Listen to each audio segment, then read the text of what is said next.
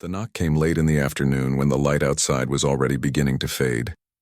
He knew it wasn't good news before he even opened the door. The man standing there wore a uniform that no longer surprised him, yet somehow still did. The soldier didn't remove his cap. He didn't step inside. He didn't speak right away. His eyes said enough. There are moments when the world doesn't fall apart loudly. It doesn't scream. It doesn't break things. It simply goes quiet. The words were short, careful, practiced. His friend had been killed overseas. It happened quickly, they said. No pain, no warning. He listened without interrupting. He nodded when appropriate. He signed where they asked him to sign. He thanked them, even though he didn't know why.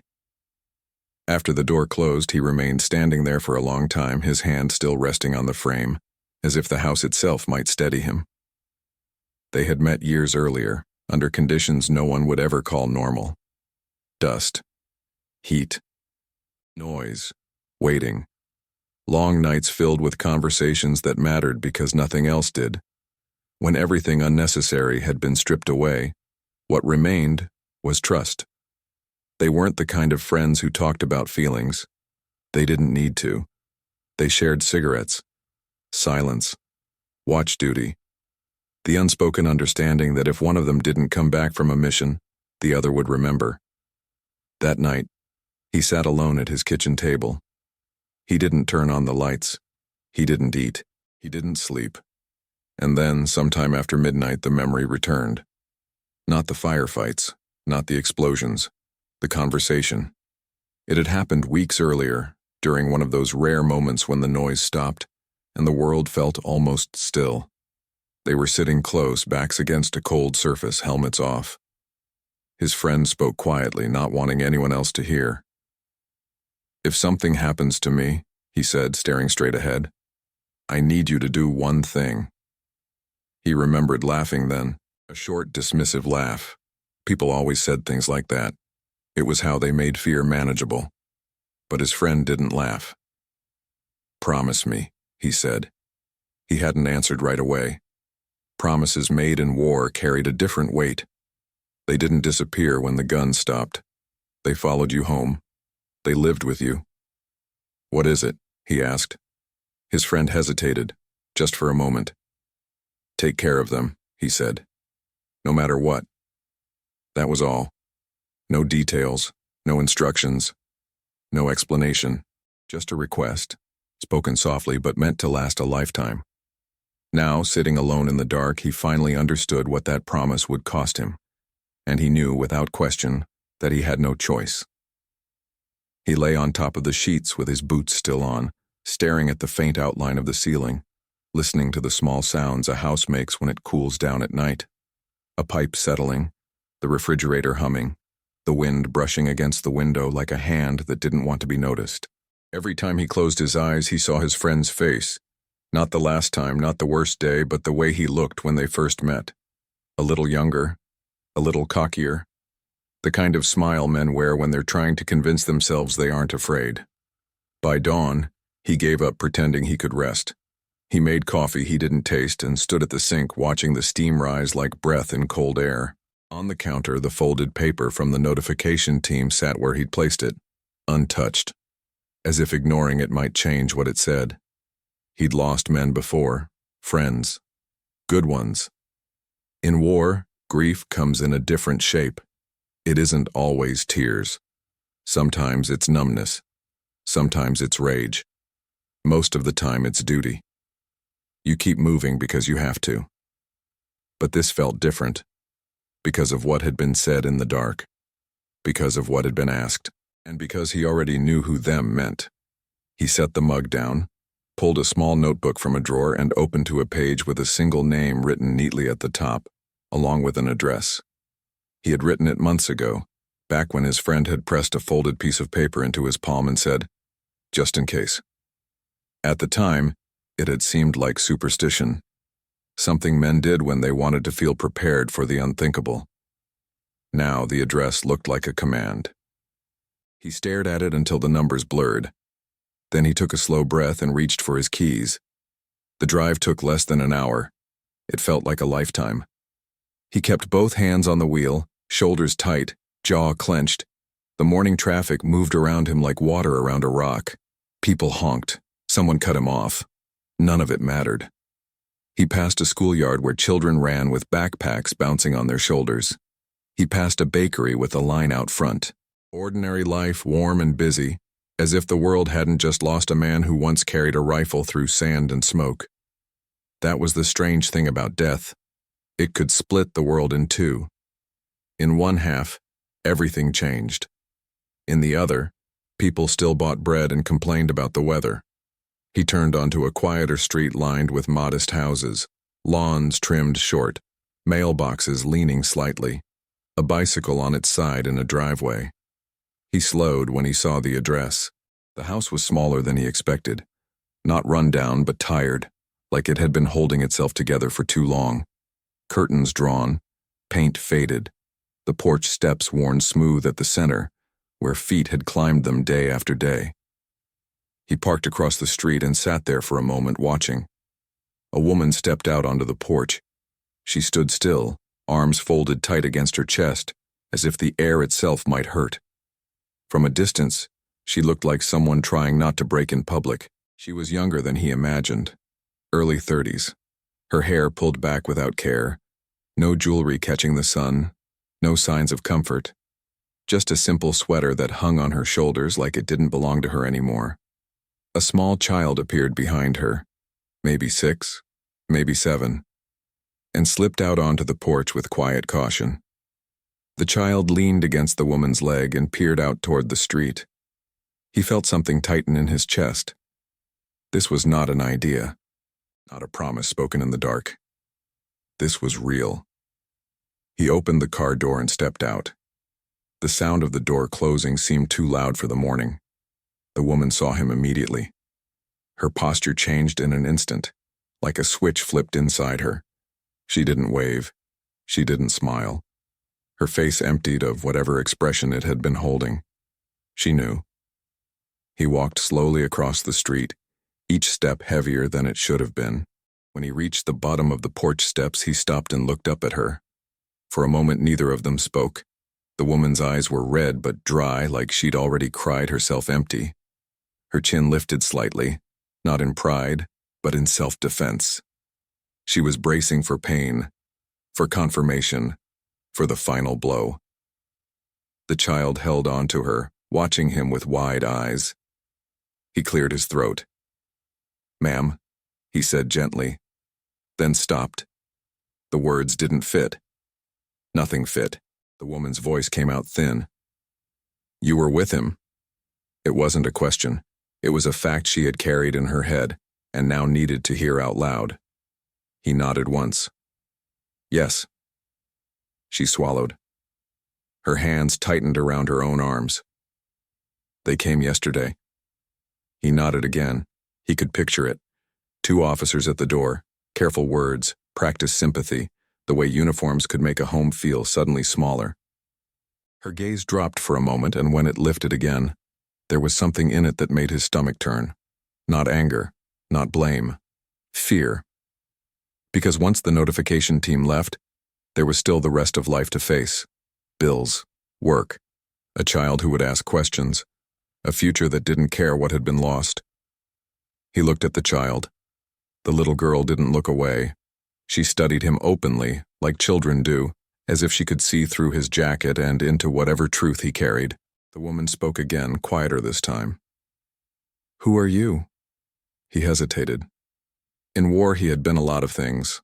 A soldier, a friend, a man who followed orders, a man who didn't always like what he had to do. But here, on this porch, none of those titles mattered. He reached into his jacket and pulled out a small folded envelope. It was worn at the edges, like it had been handled too many times. He hadn't opened it. He hadn't needed to. He already knew what was inside. He paused, then said the truth. "I'm the one he asked to come." The woman's face tightened. Her eyes flickered to the envelope, then back to him. "Asked you to come?" He nodded slowly. Before it happened." Her throat moved as she swallowed. She looked away toward the yard as if she needed a second just to breathe. The child shifted, stepping half a foot forward, curiosity pushing past fear. The woman's hand automatically reached down to keep her close. He held the envelope out, not pushing it, just offering. "He wrote this for you," he said. The woman stared at it like it might bite. "Is he—" Her voice cracked on the word. She stopped, pressed her lips together, and then forced herself to continue. "Is he really gone?" It was the question every widow asks at least once, even when the answer is already in their hands. He didn't rush her. He didn't soften it with false comfort. He gave her what she deserved. "Yes," he said quietly. "He's gone." Her shoulders sagged for a moment. The strength she'd been holding slipped. She turned slightly, one hand gripping the porch railing, steadying herself. The child looked up at her mother, then back at him, confused by the weight in the air. The woman finally reached out and took the envelope. Her fingers trembled. She didn't open it yet. She held it against her chest like it was the last warm thing left of him. They stood there, suspended between what had been and what would come next. Then the woman lifted her eyes to his again and the fear returned. "Why are you here?" she asked. He could have given the simple answer. Because he promised. Because he had to. But the truth was heavier than that. He looked past her, into the dark doorway of the house, and felt the shape of the promise closing around him like a hand. And he realized something he hadn't fully admitted until that moment. He wasn't just here to deliver a letter. He was here because a dying man had entrusted him with a life. And whether he felt ready or not, he had no choice. She didn't invite him inside right away. The porch felt like a line neither of them was ready to cross. The woman stood there with the envelope pressed to her chest, the paper bending slightly under her grip as if she feared it might disappear if she loosened her hold. "I'm sorry," she said at last. "I didn't expect anyone else today." "I can come back," he replied, meaning it. The offer wasn't polite. It was necessary. He could feel how close she was to being overwhelmed, how thin the ground beneath her feet had become. She hesitated, then shook her head. "No, it's fine." The word sounded wrong even as she said it. She stepped aside and opened the door wider. He followed, careful not to brush past her, aware of how easily space could feel violated when grief filled every corner. The house smelled faintly of coffee gone cold and something sweet, maybe a candle that had been lit and forgotten. The furniture was modest and worn but clean. Toys were tucked neatly against one wall, as if order had been forced onto chaos by sheer will. The little girl padded ahead of them, stopping near the couch. She watched him from there, eyes curious but guarded, as though she sensed he carried answers she wasn't sure she wanted yet. "Do you want to sit?" the woman asked. He nodded. "Thank you." They sat across from each other, the small table between them holding nothing but a stack of unopened mail and a folded dish towel.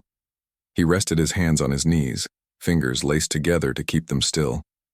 The woman looked down at the envelope again. "He didn't say much before he left," she said softly. "Just that he'd call when he could." Her voice didn't break. That almost made it worse. She slid a finger under the seal and opened the envelope with careful precision, as if tearing it too quickly would tear something else along with it. She unfolded the paper once, then again. She read silently. Her face changed in small ways, tightening at one sentence, softening at another. Her lips parted slightly, then pressed together. When she reached the end, she didn't move. She just sat there, staring at the page like it was a window she couldn't quite step through. The child climbed onto the couch beside her. "Mom?" The woman blinked, pulled back into the room and wrapped an arm around her daughter without looking away from the letter. "I'm okay, sweetheart." The child didn't look convinced, but she nodded anyway. The woman finally folded the paper and placed it carefully back into the envelope. She didn't hand it to him. She kept it. "He wrote about you," she said. He swallowed. He was better with words than I am. A faint smile flickered at the corner of her mouth, then vanished. He said you'd come, that if anything happened, you'd know what to do. He didn't correct her. She looked at him more closely now, as if seeing him for the first time, not as a bearer of news, but as a man who had stood beside her husband in places she could barely imagine. What did he ask you? She asked. There it was. The question he'd been circling since the knock on his door the day before. He chose his words carefully. He asked me to take care of you, and your daughter. Silence settled over the room. The woman didn't react right away. She didn't gasp. She didn't cry. She simply stared at him, processing the weight of what he'd just said. That's not something you can just ask someone, she said finally. I know.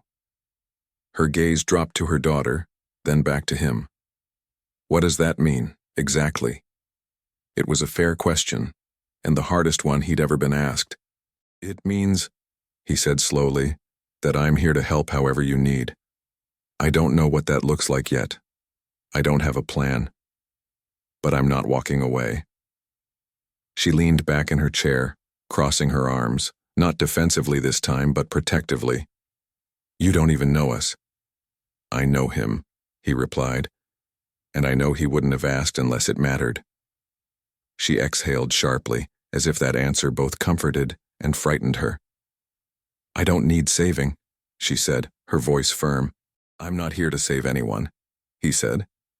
I'm here to keep a promise. They looked at each other for a long moment, two strangers bound by a man who was no longer there to explain himself. The child broke the tension by sliding off the couch and walking over to him. She stopped a few feet away, close enough to see the lines on his face, far enough to run if she needed to. Did you know my dad? She asked. He nodded. I did. Was he brave? He didn't answer right away. Bravery was complicated. It wasn't always loud. It wasn't always clean. Yes, he said at last. He was. She considered that. Did you save him? The question landed harder than she could have known. No, he said quietly. He saved others. She nodded, satisfied with that answer, and returned to her mother's side. The woman watched the exchange with something like disbelief, as if she hadn't expected her daughter to accept him so easily.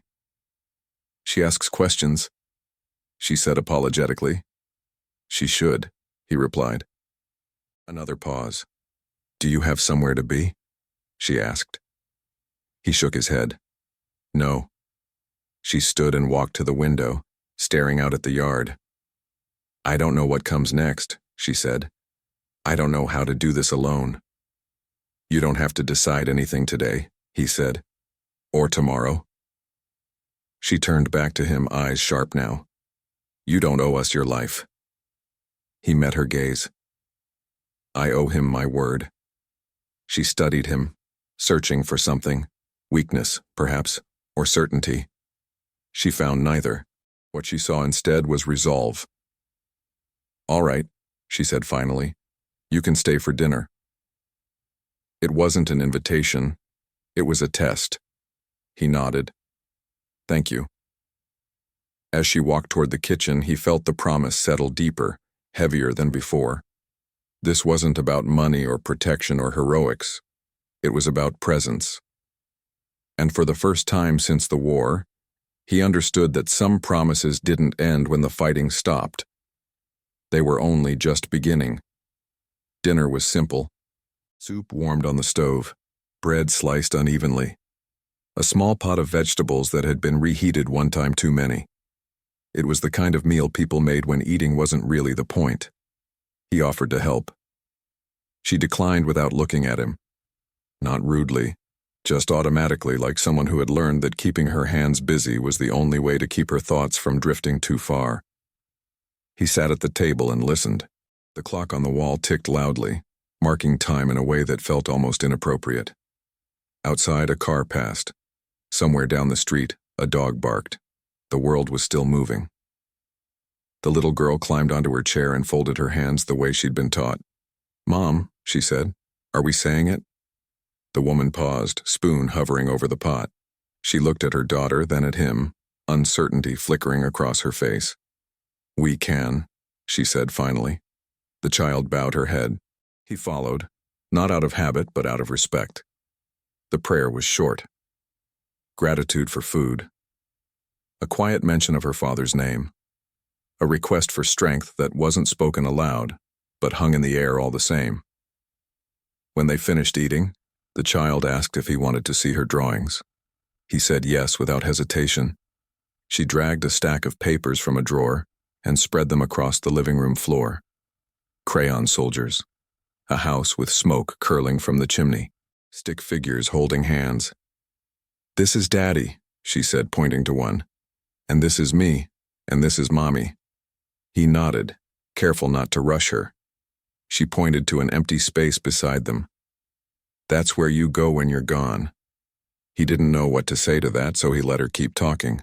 Children, he'd learned, didn't need answers as much as they needed to be heard. Later, when she was tucked into bed and the house finally quieted, the woman stood in the doorway of the living room, arms crossed loosely. Not defensive now, just tired. "She's going to ask when he's coming home," she said. He nodded. "She already has." The woman exhaled slowly. "I don't know how many times I can explain it." "You don't have to explain it alone." She studied him again as if weighing that sentence for hidden costs. "How long are you staying?" "I don't know," he said honestly. She nodded, accepting that answer in the way people do when certainty has already left their lives. "I'll make up the guest room," she said. "You don't have to—" "It's fine," she interrupted gently. "You're here. We'll figure the rest out." The guest room was small, bare, a bed, a dresser, a single window. It felt temporary in a way that matched everything else. He lay awake that night, staring at the ceiling, listening to the house breathe around him. He could hear the soft creak of floorboards as the woman moved in the other room. A cough, a drawer opening and closing. He wondered if she was sleeping. He doubted it. The next morning, he woke early out of habit. He made coffee quietly and stood at the sink just as he had the day before, but this time the view was different. Toys on the floor, a child's jacket draped over a chair. The woman came in, hair pulled back hastily, eyes rimmed with exhaustion. "You didn't have to make coffee." "I wanted to," he said. She poured herself a cup and leaned against the counter. For a moment they stood in silence, two adults unsure of the rules of this new arrangement. "I have to go to work," she said. "Just for a few hours. My neighbor usually watches her, but I can stay," he said. She looked up, surprised. "You don't have to." "I know." Another pause. "All right," she said. "If you're sure." He nodded. After she left, the house felt different. Lighter somehow, but also more fragile. The little girl ate breakfast slowly, swinging her legs beneath the table. "Are you my uncle?" she asked suddenly. "No," he said. "Are you my dad's friend?" "Yes." She nodded, satisfied. "Okay." They spent the morning drawing and watching cartoons he didn't understand. At one point, she climbed onto the couch beside him and leaned against his arm, as naturally as if she'd done it 100 times before. He didn't move. Trust, he knew, was something you were given without warning, and once you had it, you didn't get to drop it. When the woman returned, she paused in the doorway, taking in the scene. Her daughter asleep on the couch, her head resting against his shoulder, his body stiff with the careful stillness of someone afraid to disturb a fragile thing. Something in her expression softened. "Thank you," she said quietly. He nodded, easing himself free only after the child stirred. Days passed like that. Not dramatic, not heroic, just present. He drove the child to school when the woman's schedule changed. He fixed a loose step on the porch. He listened when the woman talked about bills, about paperwork, about the weight of decisions she'd never planned to make alone. Sometimes they spoke about her husband. Sometimes they didn't. There was no romance in it, no grand gestures, just consistency. One evening, As they sat at the table sorting through mail, she spoke without looking up. "You know," she said, "I didn't ask you to do this. I know. And you don't have to keep coming back." He folded a letter carefully and set it aside. "I'm not here because you asked." She finally met his eyes. Then why? He thought of the dark night, of the whispered request, of the weight that hadn't lifted since. "Because some promises," he said, "don't end when the war does." She held his gaze for a long moment, then nodded slowly. Outside, the sun dipped below the horizon and the house settled into evening. He didn't know how long he would stay. He only knew that leaving wasn't an option. Not yet. The first real test didn't arrive loudly. It came in an envelope. He found it mixed in with the rest of the mail one afternoon, wedged between a grocery flyer and a notice from the school. The paper was thicker than the others. Official. The kind of letter that never carried good news. The woman stood at the counter, sorting receipts, her movements automatic. When he handed her the envelope, she knew immediately it wasn't routine. Her fingers hesitated before opening it. He watched her read. Her shoulders stiffened. Her jaw tightened. When she finished, she didn't speak right away. She folded the letter once. Then again. Too neatly. "They're cutting his benefits," she said finally. "The temporary support. They say there's a review." He waited. They say it could take months. Months meant rent, utilities, food, school expenses. Months meant uncertainty stacked on top of grief. She pressed the letter flat against the counter, smoothing it as if that might smooth the problem away. "I thought we had time." "You still do," he said. She looked at him sharply.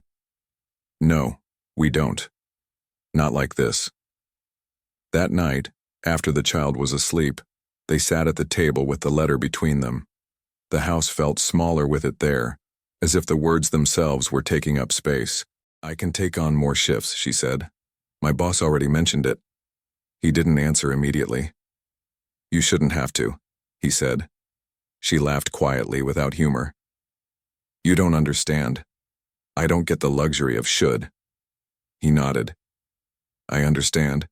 She studied him, wary now. "Then don't say things like that."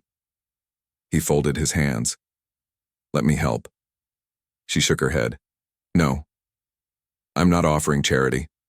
Her eyes narrowed. "Then what are you offering?" He chose his words carefully. "Stability. For now." Silence stretched between them. She stood abruptly and walked to the window, arms crossed tightly. "You're not responsible for this." He didn't move. "I know." She turned back. "Then why do you keep acting like you are?" "Because your husband asked me to. Because I said yes. Because if I walk away now, the promise becomes a lie." But he didn't say any of that. Instead, he said, "Because someone has to stand here until the ground stops shifting." Her breath caught. "You can't fix everything," she said quietly. "I'm not trying to." She watched him for a long moment, then looked away. "I don't want my daughter growing up thinking people stay out of obligation." He nodded. "Neither do I." That night he lay awake again, staring at the ceiling of the guest room, the promise heavier than ever.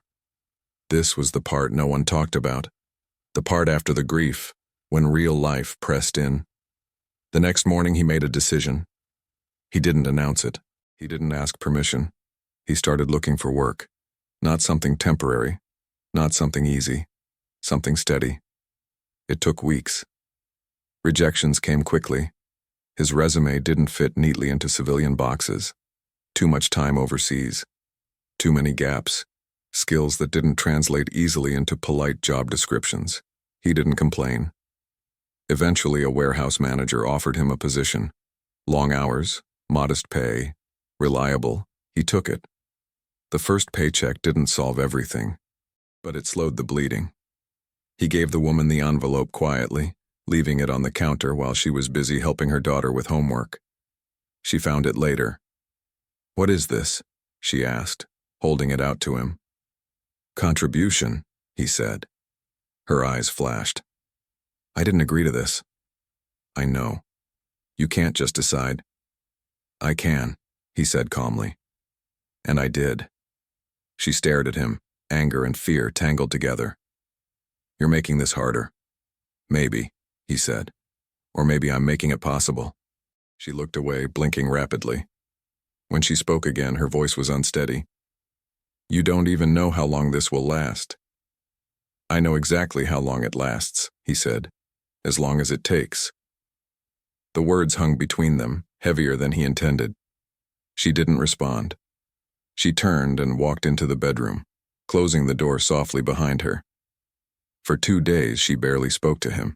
She thanked him for rides, for watching her daughter, for fixing a leaky faucet. But there was distance now. He accepted it. Promises, he knew, were rarely comfortable.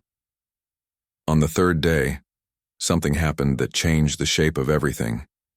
He was picking the child up from school when he noticed 2 parents whispering near the gate. Their voices dropped as he approached. One of them looked away. The other didn't. Later that evening, the woman sat at the table, her hands clenched. They asked me today, she said. Asked you what? If you're living here. He waited. I told them you were helping, that you were a friend of my husband. And they didn't believe me. The words landed like a slap. She laughed bitterly. I guess people like their stories simple. He nodded. Do you want me to leave? She looked up sharply. Is that what you want? No. Then stop offering. She exhaled slowly, the tension draining just a bit. I don't care what they think. But my daughter... I know, he said. She leaned back in her chair, exhausted. This isn't what he asked for. He shook his head gently. This is exactly what he asked for. Her gaze dropped to the table. He didn't want this to hurt. I know. She looked up again, eyes wet now. Then why does it? He didn't answer. Because love, responsibility, and loyalty all hurt in different ways. Because doing the right thing rarely felt clean. Because promises were heavy by design. That night, as he tucked the child into bed, she looked up at him sleepily. Are you leaving? She asked. No, he said. She nodded, satisfied. Okay. He stood there for a moment longer after she fell asleep, listening to her breathing even out. In the hallway, the woman waited. I don't know how to do this, she said quietly. He met her gaze. Neither do I. She hesitated, then spoke the words that finally revealed the true cost of the promise.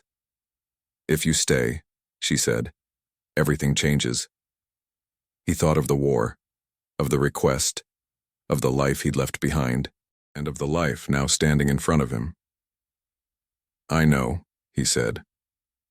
And for the first time since the promise was made, he felt its full weight, not as duty alone, but as choice. The war had taken many things from him. This promise was about to take the rest. The change didn't happen all at once.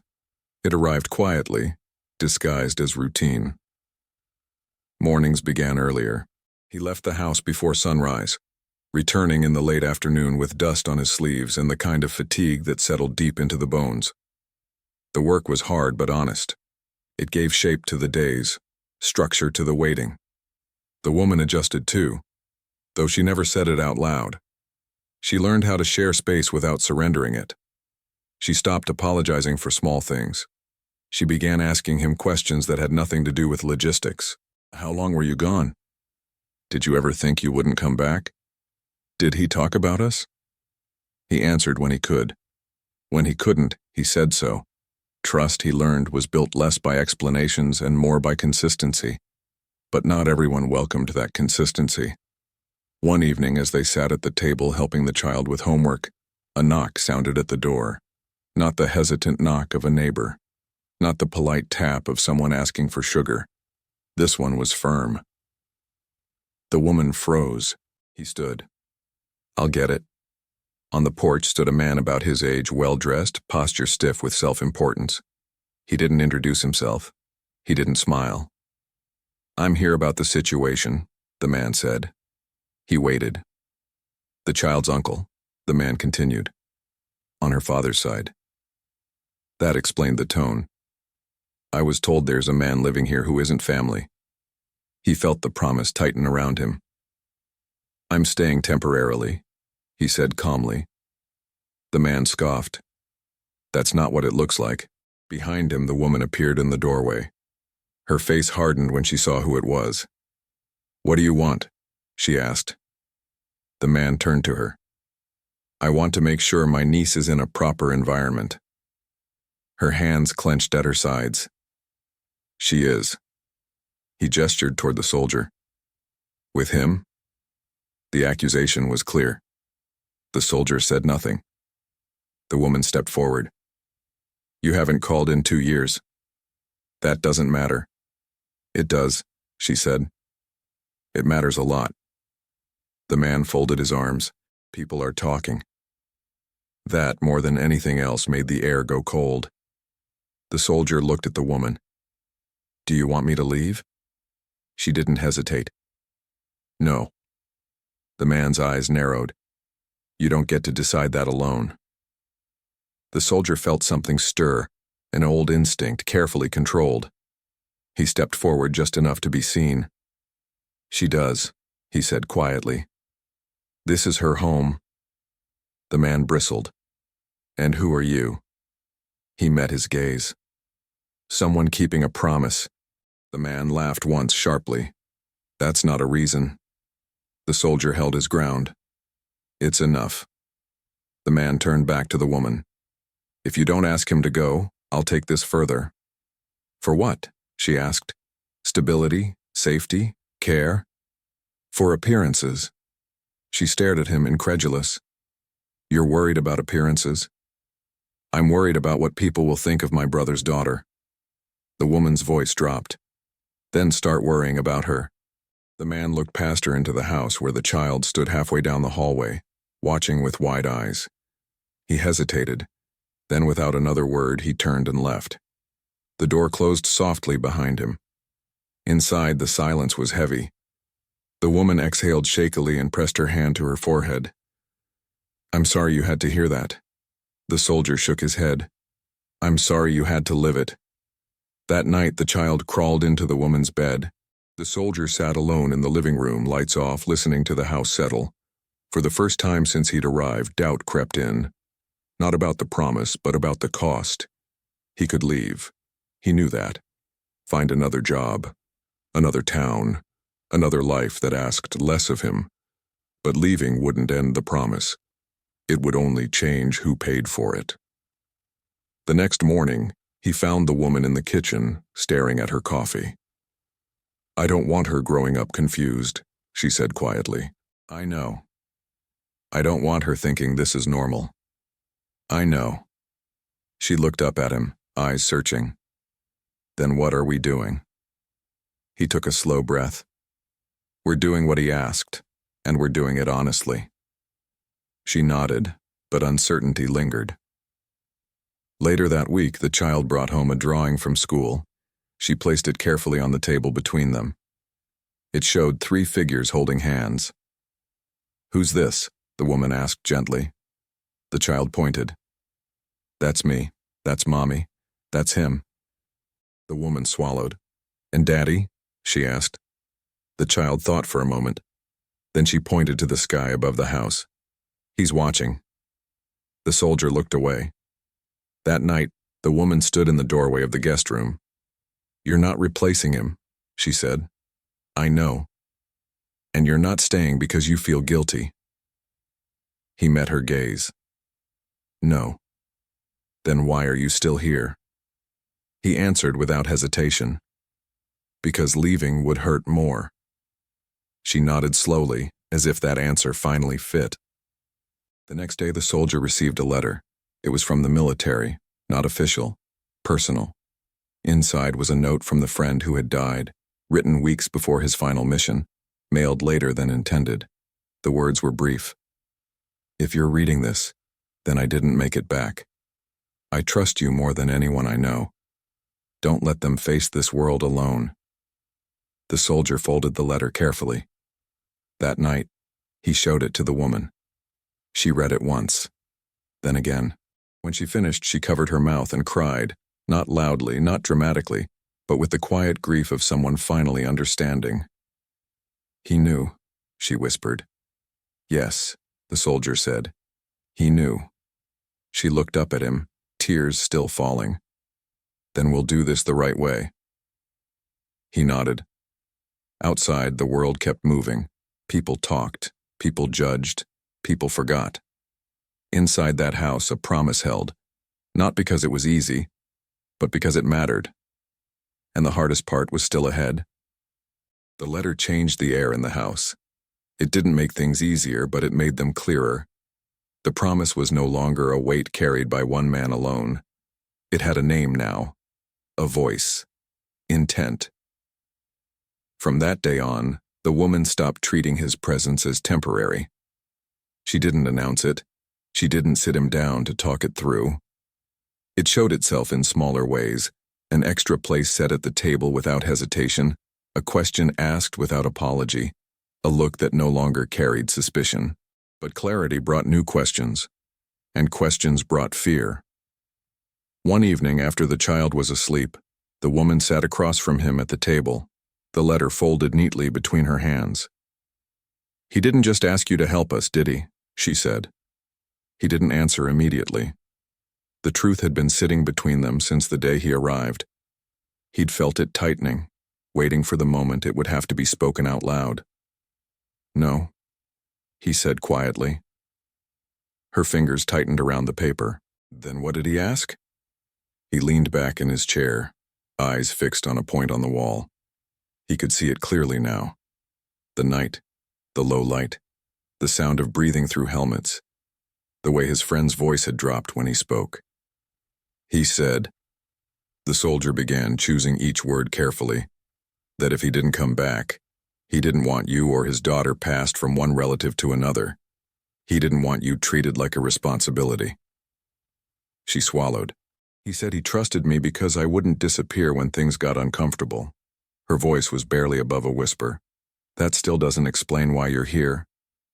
The soldier met her eyes. He asked me to stay, he said. Not temporarily, not just to help. To stay until you were safe, until his daughter was grown, or until you no longer needed me. The room went still. That's not something you ask another man, she said, shaken. He knew, the soldier replied, and he didn't ask lightly. She stood and paced the room, hands pressed to her temples. He asked you to give up your life. He asked me to make sure you didn't lose yours. She stopped. For a long moment, neither of them spoke. Did you say yes right away? She asked. No, he said honestly. I said I'd think about it. And then he said something I haven't been able to forget. He paused, the words rising slowly. He said, if you don't, I know you'll regret it, and if you do, you'll suffer. But you'll be able to live with yourself. The woman sank into the chair across from him, breath unsteady. That's not fair, she said. No, he agreed. It wasn't. She covered her face with her hands.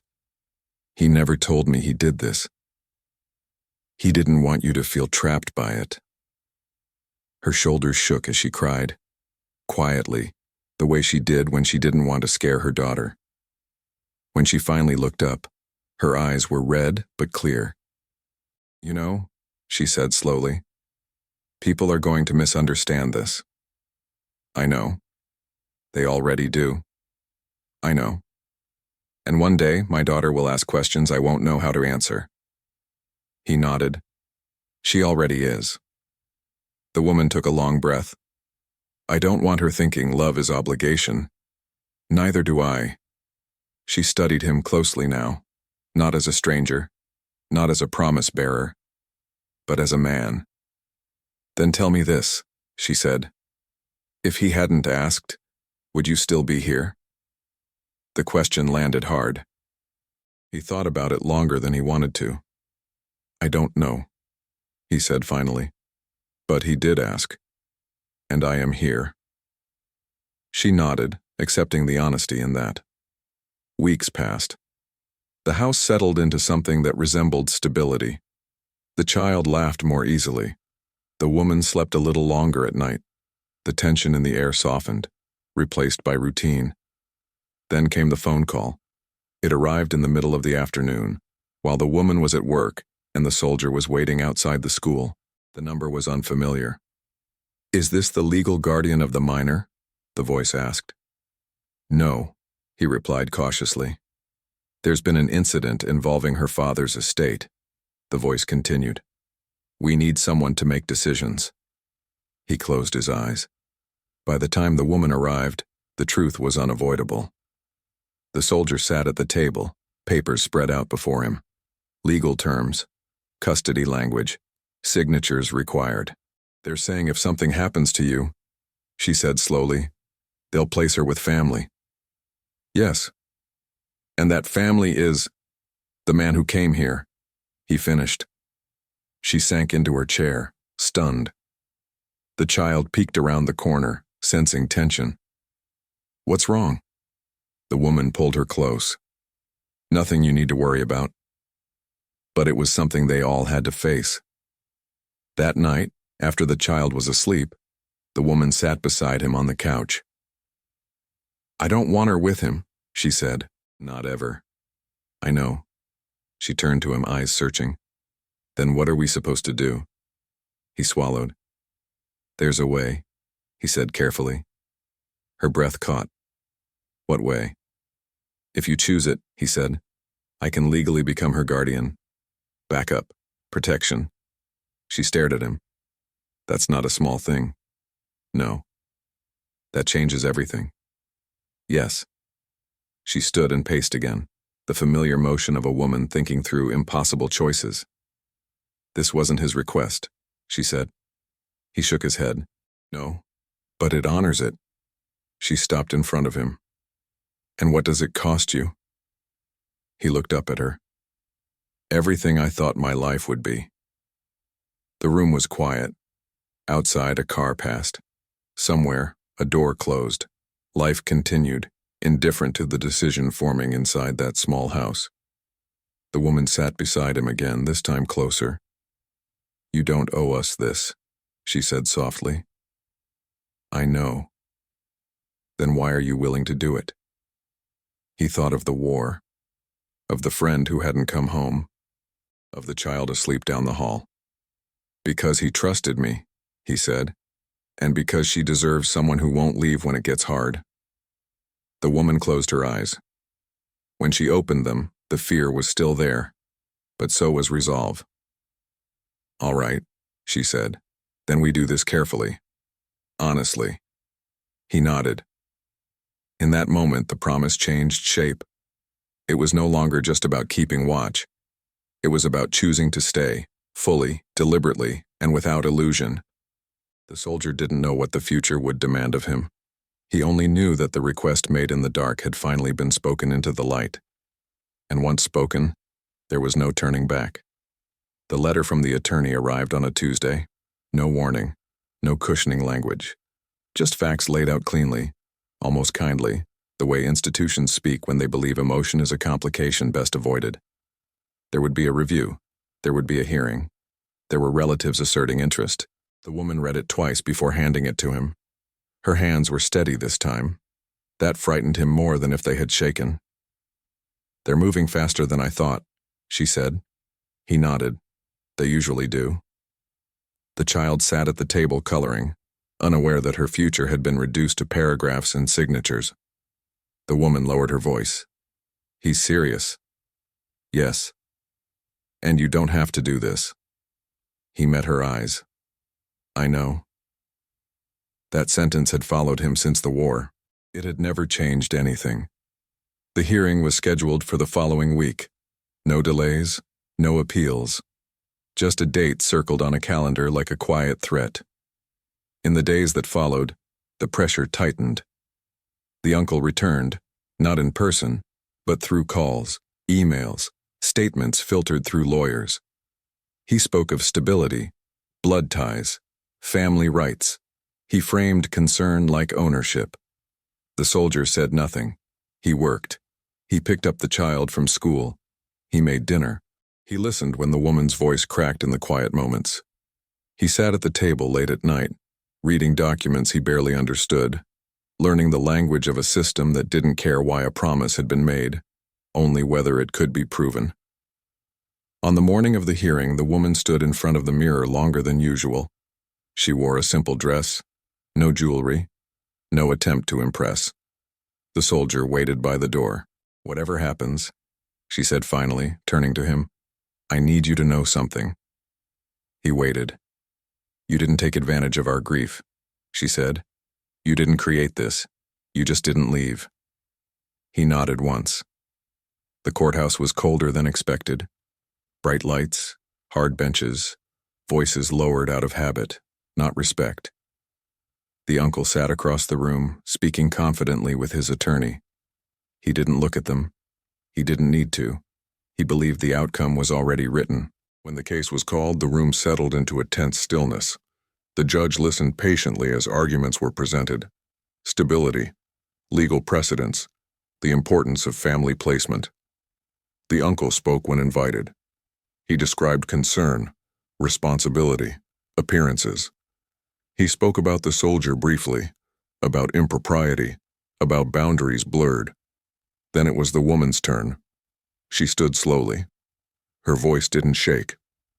"My husband trusted him," she said, nodding toward the soldier. "Not with money, not with decisions, with us."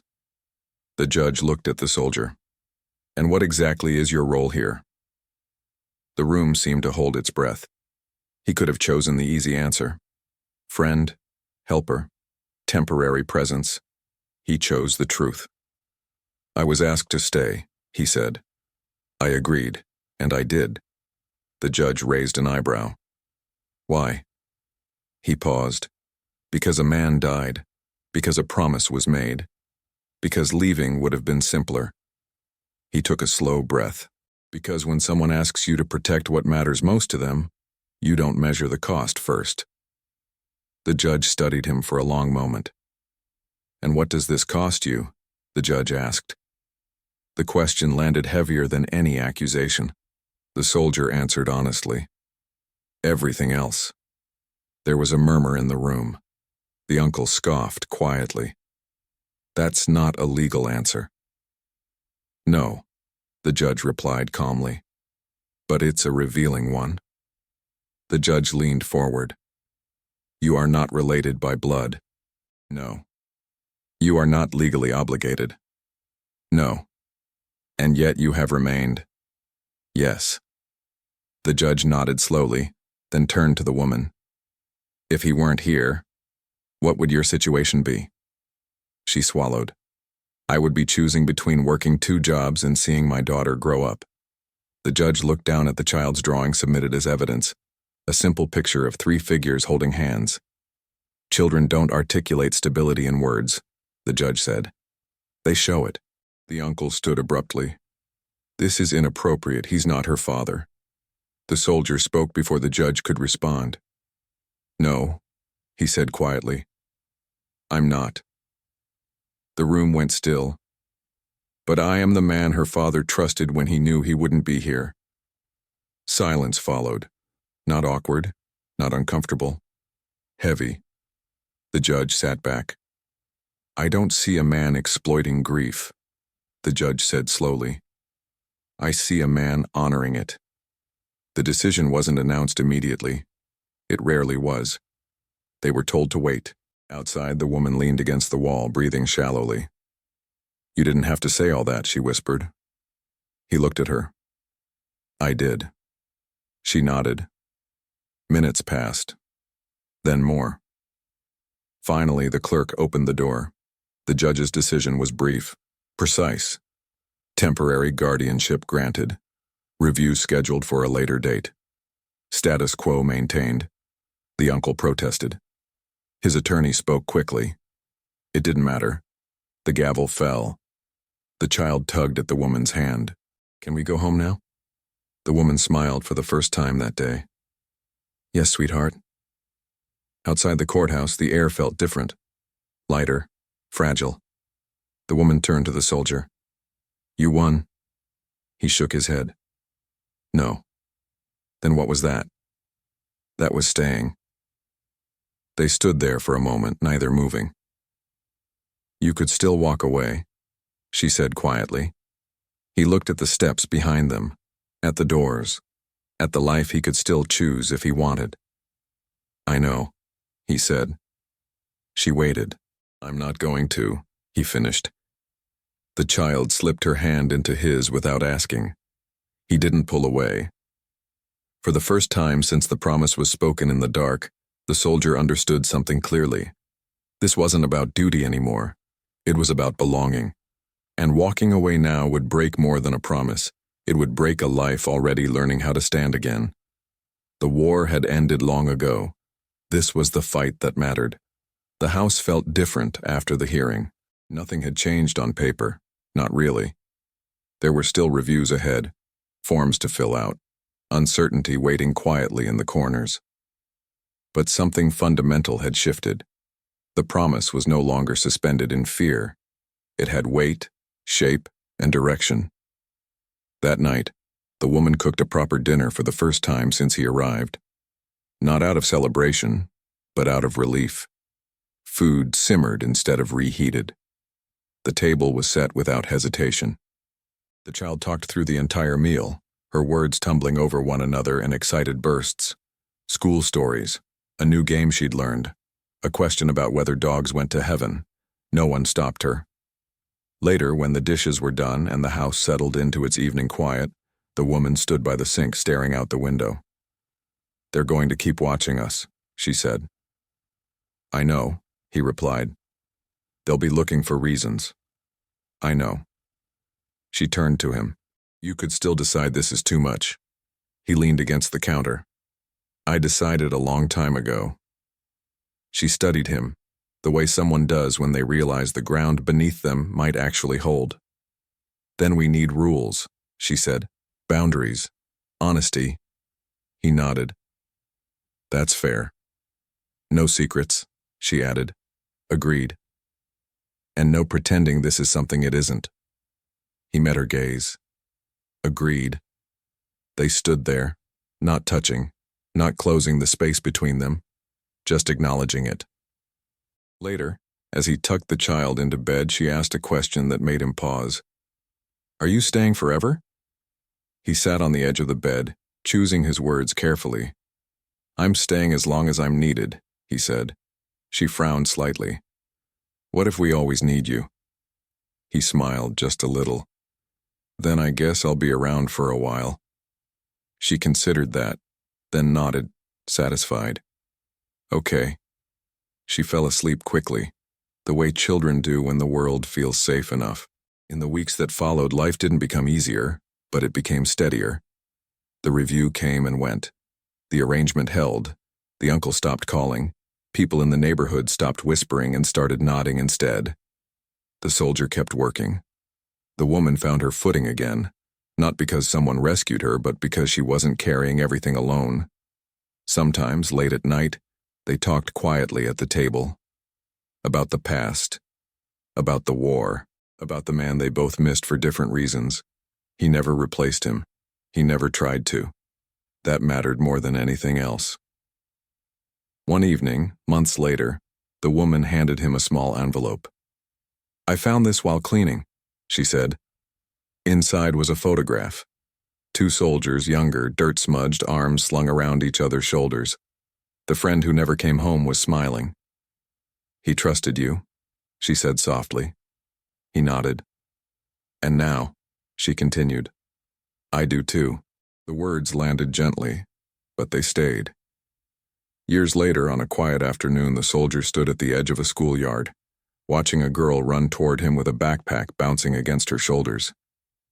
Hey, she called, breathless. You're late.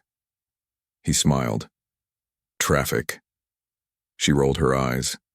That's what you always say. Behind her, the woman approached, calmer now, stronger, life etched into her face in ways that spoke of endurance rather than loss. They stood together, an unremarkable family to anyone passing by. That night, after the girl was asleep, the soldier stepped out onto the porch alone. The air was cool, still.